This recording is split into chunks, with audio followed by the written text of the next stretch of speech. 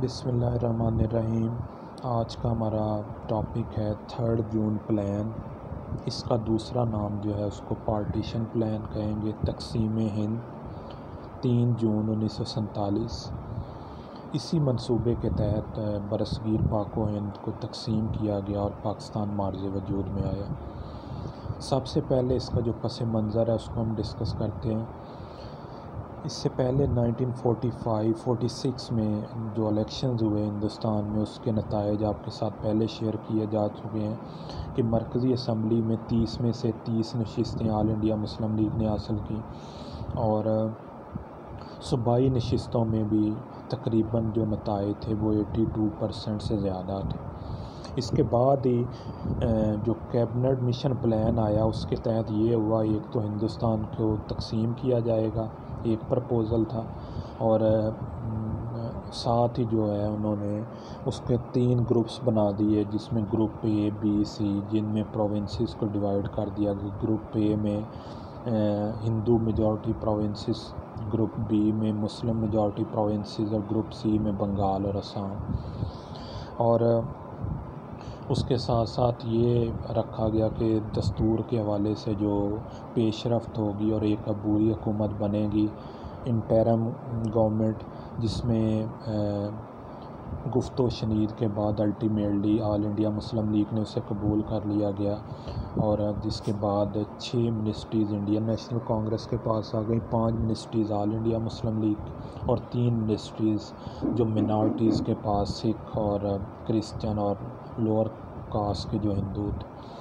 اب اس میں جان بوجھ کے جو وزیر خزانہ کی منسٹری وہ لیاقت علی خان کو دے دی گئی، چونکہ انہیں یہ امید تھی کہ جو اکنامک ایشوز ہیں ان کو وہ ہینڈل نہیں کر سکیں گے۔ بہرحال انہوں نے اس میں جو پور مین بجٹ پیش کیا چودھری محمد علی کی سپورٹ کے بعد، اس کے بعد انہیں اپریسیشن ملی، اور اسی ڈیوریشن میں جو انڈین نیشنل کانگریس کے جو اہم رہنما تھے سردار پٹیل، انہوں نے بھی ملک کی تقسیم جو ہے اس کے حوالے سے اپنے بیان دیے۔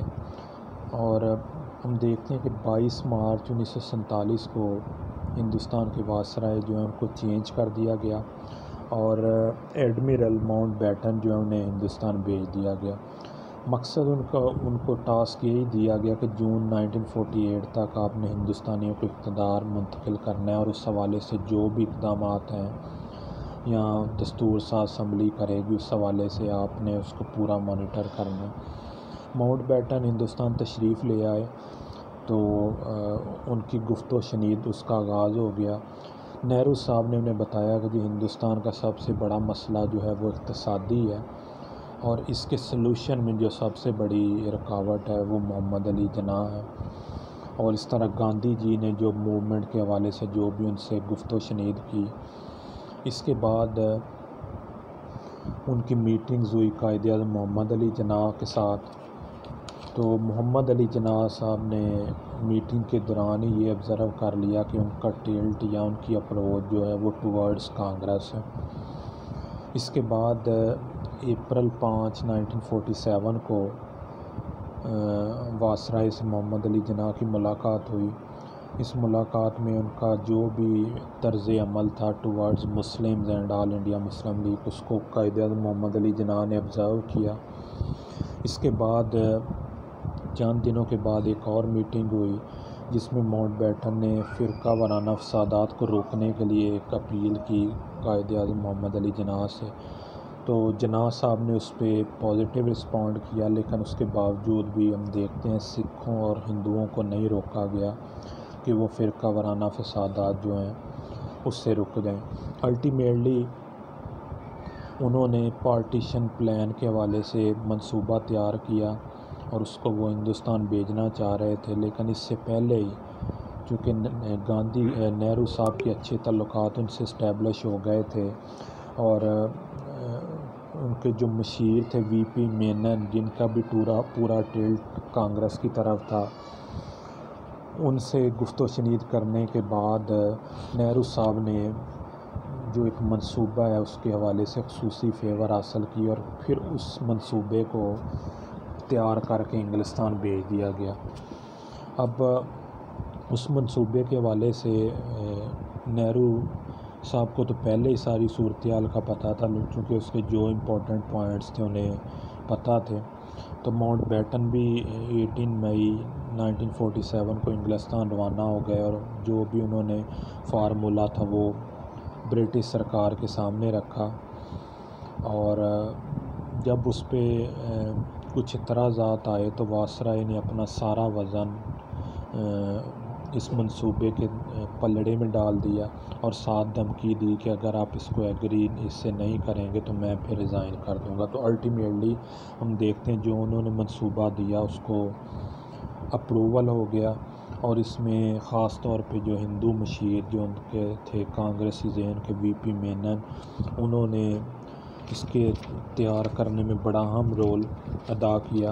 اس کے بعد جون 2 کو سارے جو ہم سیاسی قائدین ہیں ان کی کانفرنس طلب کر لی وائسرائے نے۔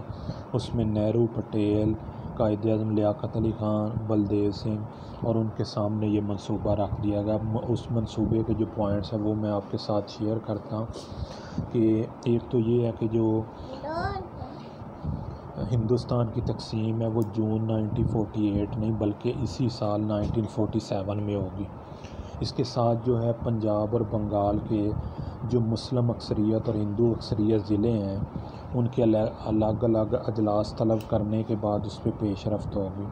آسام کے مسلم اکثریت کے اضلاع میں اس تصواب رائے ہوگا کہ وہ پاکستان میں شامل ہونا چاہتے ہیں یا انڈیا میں۔ سندھ اسمبلی کے جو اراکین ہیں وہ کثرت رائے سے فیصلہ کریں گے ان فیور آف پاکستان اور انڈیا، اور اسی طرح بلوچستان کے حوالے سے جو شاہی جرگہ ہے وہ یہ اپنا حق دے گا کہ وہ کس سائیڈ پہ جانا چاہ رہے ہیں۔ صوبہ سرحد میں اس تصواب رائے کروایا جائے گا، اور اس کے بعد جو ہے فائنل اس پہ ڈیسیژن لیا جائے گا۔ اور ہندوستان کی تقسیم جو ہے وہ 1935 کا جو ایکٹ ہے اسی کے تحت ہوگی، اور دونوں ریاستیں بننے کے بعد ابتدائی طور پہ اسی ایکٹ کو وہ کنٹینیو کریں گے۔